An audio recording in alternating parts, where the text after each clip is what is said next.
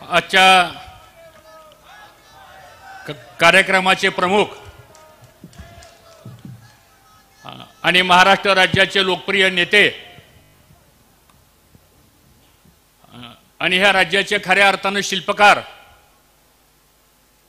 आदरणीय राज्याचे उपमुख्यमंत्री देवेंद्र फडणवीस साहेब, या व्यासपीठावर उपस्थित असलेले आपल्या दौंड तालुक्याचे आमदार आमचे सहकारी राहुल कुल, जिल्हा अध्यक्ष वासुदेव नाना काळे, व्यासपीठावर उपस्थित असलेले वेळेअभावी सर्व सन्मान्य व्यासपीठ, आलेले सर्व पत्रकार, एवढ्या मोठ्या प्रचंड संख्येने आलेले सर्व इंदापूर तालुक्यातील भारतीय जनता पक्षावर प्रेम करणारे आणि खऱ्या अर्थाने स्वाभिमानी कार्यकर्ते, आज आपण सर्वजण या ठिकाणी आलात.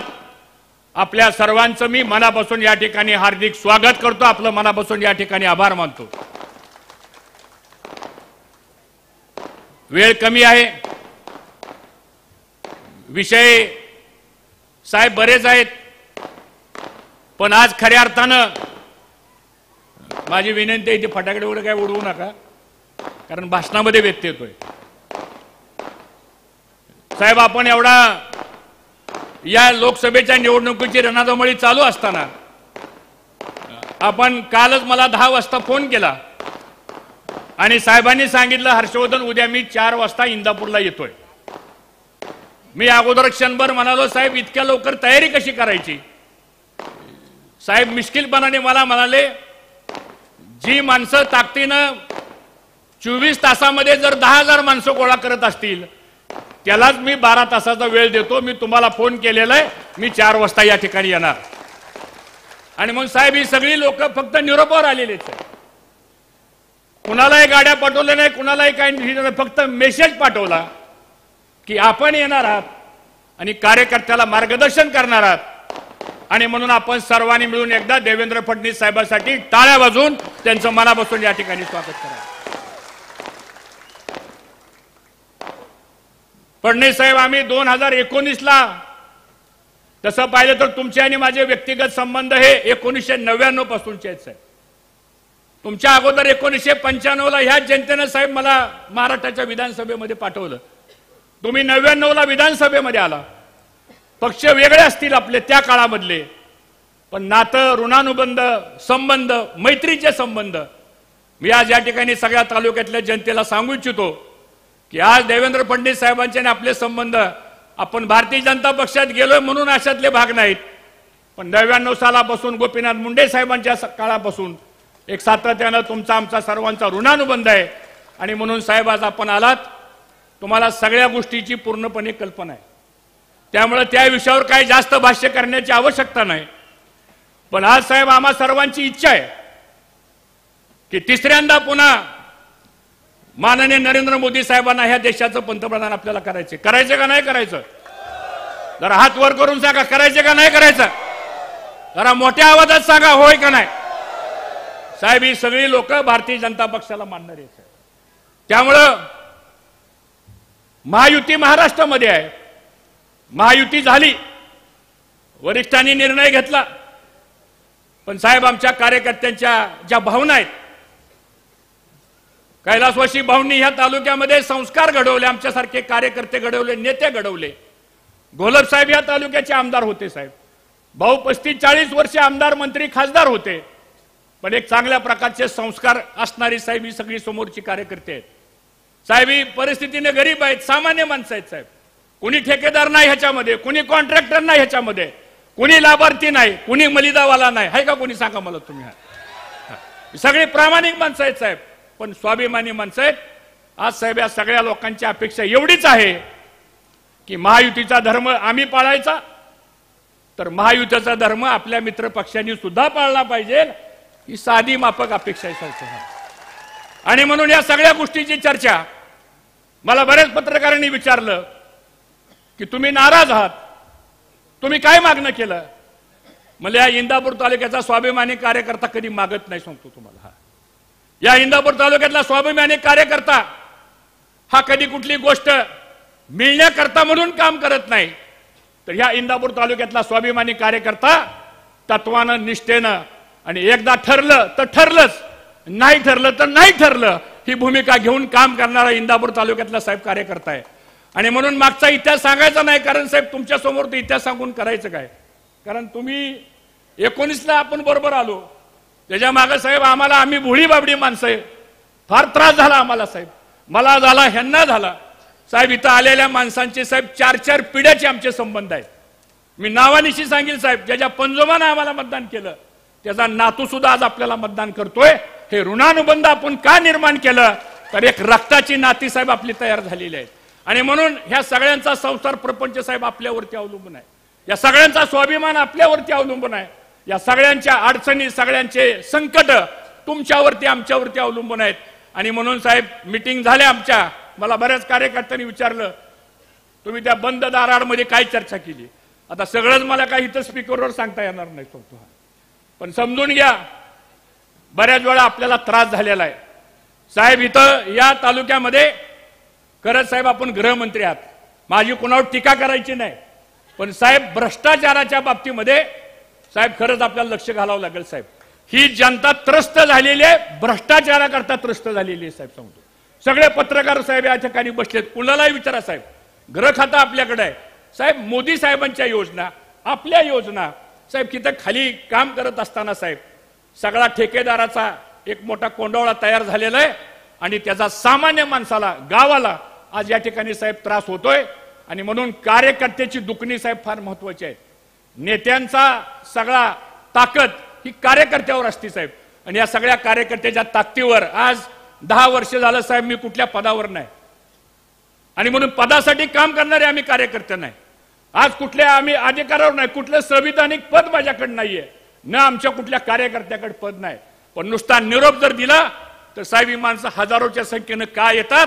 तर एकच आम्ही आयुष्यामध्ये निर्माण केलेला आहे, तो ह्या सामान्य माणसांचा विश्वास आपण संपादन केलेला आहे. त्या विश्वासाला साहेब आपण फक्त खबरदारी घ्यावी, त्याला तडा जाणार नाही, एवढी मी या सगळ्या जनतेच्या वतीने साहेब मला आपल्याला विनंती करायची आहे. आणि म्हणून माझी एकच आपल्या सर्वांच्या वतीनं साहेबांना सांगणं आहे की आज आपण जर पाहिलं असेल साहेब, या तालुक्यामध्ये भाजपची ताकद वाढलेली आहे. या तालुक्यामध्ये भारतीय जनता पक्ष साहेब मागच्या वेळेस तुम्ही 9 सप्टेंबरला आम्हाला प्रवेश दिला आणि 15 दिवसामध्ये फॉर्म भरला साहेब, 1,12,000 मतं पडली. एक अपघात घडला, ठीक आहे झाला, आणि आपण निवडणूक जिंकता जिंकता निवडणूक आपण हरलो. पण ह्याचा अर्थ असा नाही की आपलं सगळंच काय संपलेलं आहे म्हणून. आणि म्हणून ताट मांड्यानं सगळेजण उभा राहा. आता येणाऱ्या पुढच्या काळामध्ये पुन्हा एकदा हा इंदापूर तालुका भारतीय जनता पक्षाच्या मागे ताकदीने उभं केल्याशिवाय आम्ही राहणार नाही, ही भूमिका तुम्हाला मला सर्वांना आता घ्यावी लागणार आहे. आणि म्हणून साहेब चर्चा झाली, तुमची माझी पण चर्चा झाली. तुम्ही मला म्हणाला, केंद्रीय नेतृत्व मला म्हणालं तुम्ही काय काळजी करू नका, इंदापूरच्या संदर्भामध्ये आम्ही योग्य निर्णय घेऊ. ठीक आहे, तुम्ही आमचे नेते आहात, तुम्हाला पण काय अडचणी आहेत. आज आम्हाला सुद्धा कमीपणा वाटतो, तुमचा एवढा व्यस्त वेळ एका तालुक्याकरता आपण इतका वेळ दिला. त्या दिवशी साहेब तुम्ही सगळे कार्यकर्ते आमचे बोलवले, मुंबईला बोलवले, काय कार्यकर्ते नाराज झाले, आम्हाला का बोलवलं नाही? कारण मला माहित होतं सागर बंगल्यावर किती 100, 200, 300 माणसं बसू शकतील, आणि म्हणून वेळेअभावी, जागेअभावी आम्ही सगळ्यांना काही सांगू शकलो नाही. पण नंतर साहेबांनी सांगितलं, अजितदादा पवार, मी आणि देवेंद्र फडणवीस साहेब अशी आमची तिघाची बैठक झाली. 2-2.5 तास बैठक झाली. तुमच्या सगळ्याच्या मनामध्ये जे प्रश्न आहेत असे 5-50 प्रश्न मी त्यांच्यासमोर मांडले, त्या सगळ्या शंका मांडल्या, सगळे विषय मांडले. ते सगळे विषय साहेबांच्या कानावर गेलेत, त्याची पुन्हा पुनरावृत्ती करावी यासाठी आजची ही सभा नाही. पण या सगळ्या प्रश्नाची चर्चा झाल्यानंतर मी साहेबांना एकच विनंती केली की साहेब तुम्ही आता इथून पुढे इंदापूर तालुक्यातल्या भारतीय जनता पक्षाचं पालकत्व हे फक्त देवेंद्र फडणवीस साहेबांनी स्वीकारावं, आणि या तालुक्यावर भविष्यामध्ये साहेब कुठं अन्याय होणार नाही एवढी खबरदारी साहेब आपण घ्या. महायुती झालेली आहे. महायुतीमध्ये आता आमच्या तालुक्यात साहेब जो राष्ट्रवादी काँग्रेस पक्ष होता त्यात 2 भाग झाले. आता त्यातला कोणाच्या मागे किती भाग आहे हे काय त्याचा अभ्यास आम्ही करणारी माणसं नाही. आमचा रोल आहे फक्त भारतीय जनता पक्षाच्या कार्यकर्त्याचं मतदान जे आहे. आणि म्हणून आता साहेब बोलतील आपल्याशी, मी जास्त वेळ आपला घेणार नाही. आणि साहेब लोक आलेत ते तुमचं ऐकायला आलेत, कारण ह्या लोकांचा पूर्ण विश्वास हा माझ्यापेक्षा तुमच्यावर जास्त आहे. आहे का नाही विश्वास? सांगा बघ. एकदा टाळ्या वाजून सांगा आहे का नाही म्हणून, हात वर करून सांगा आहे का नाही म्हणून. त्यामुळे साहेब आता आपण या सगळ्या लोकांना मार्गदर्शन करा. दुष्काळी परिस्थिती आहे साहेब, कामाचे विषय बरेच आहेत, सांगण्याचं व्यासपीठ नाहीये. नंतर आपण वेगळी वेळ द्या. पाण्याचा प्रश्न आहे, शेतीचा पाण्याचा प्रश्न आहे, लाईटचा प्रश्न आहे, उजनीचा प्रश्न आहे, खडकवासलाचा प्रश्न आहे, भाटघरचा प्रश्न आहे, नीरा नदी, भीमा नदी, शेटपळ तलाव, वाघाळा टँक, भल्या भल्या गोष्टी साहेब आहेत. त्या गोष्टीसाठी आपण वेगळा वेळ द्या. आणि आता साहेब लाकडी लिंबोडीचा आपल्याला सत्कार केला. एकदा टाळ्या वाजवा साहेबांच्या करता. लाकडी लिंबोडी करता 228 कोटी रुपये कोणी दिले असतील तर ते देवेंद्र फडणवीस साहेबांनी आपल्याला दिलेले आहेत. हे आपल्याला मित्रांनो विसरून चालणार नाही. आणि म्हणून या सगळ्या गोष्टीचा साहेब आपण विचार करून येणाऱ्या पुढच्या काळामध्ये साहेब आपल्याला सहकार्य आपण कराल अशी अपेक्षा व्यक्त करतो. साहेब दुष्काळी परिस्थिती आहे, गावागावामध्ये टँकरची मागणी वाढायला लागलेली आहे, गावागावामध्ये जनावरांचा पिण्याचा आणि चाऱ्याचा प्रश्न निर्माण व्हायला लागलेला आहे. काय गावातले मतदार म्हणतात आम्ही मतदानालाच येणार नाही.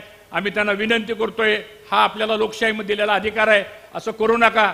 त्यामुळं काही अधिकारी म्हणतात आचारसंहिता आहे. आम्ही त्यांना सांगितलं रेव्हेन्यू स्केअरसिटी किंवा त्या मॅन्युअल प्रमाणे इलेक्शन कोडमध्ये दुष्काळाच्या कामांना मदत करायला काहीच अडचण नाही. तर आपण आपल्या मार्फत सूचना द्याव्यात. आणि रोजगार हमीची काही कामं असतील, या छोट्या छोट्या गोष्टी साहेब आहेत, पण या सामान्य माणसांच्या करता साहेब महत्त्वाच्या आहेत. या सगळ्या गोष्टीचं आपण योग्य लक्ष देऊन काम कराल अशी अपेक्षा व्यक्त करतो. जाता जाता साहेब इथं एक 4-5 प्रश्न आमचे आहेत.